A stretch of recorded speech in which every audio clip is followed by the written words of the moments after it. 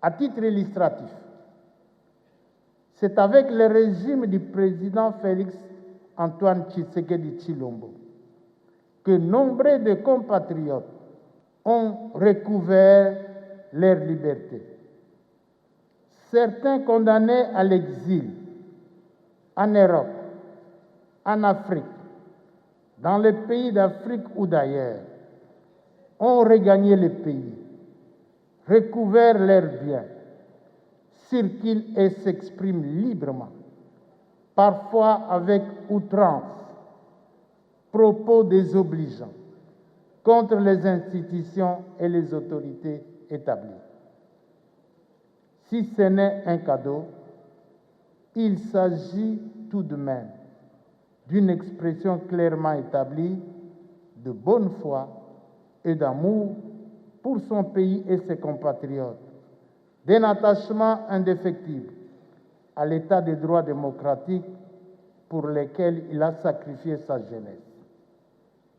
Ça ne sera donc pas sous les règles de son Excellence Félix Antoine Tshisekedi Tshilombo, aussi respectueux et protecteur des droits humains, que ceux-ci seront violés.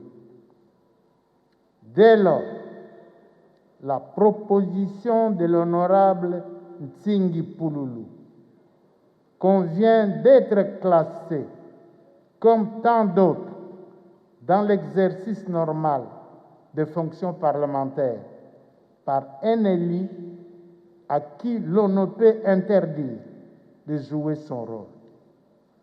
Elle relève de la liberté d'expression garantie à tous les Congolais, de surcroît un député national.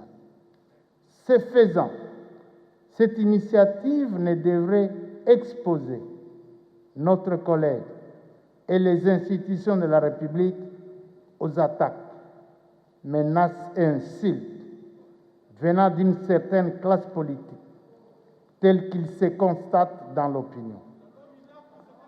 Elle ne devrait donc pas non plus être imputée à son Excellence Félix Antoine Tshisekedi Tshilombo, président de la République et chef de l'État, lequel a fait montre de tolérance sans précédent sous son règne. Le respect et la promotion des droits humains est devenu règle et leur atteinte l'exception, sévèrement réprimée. Sans cette obstination et la consolidation de l'état de droit avec en toile de fond la lutte contre la corruption et l'impunité, dans l'unique souci de favoriser le bien-être de nos concitoyens.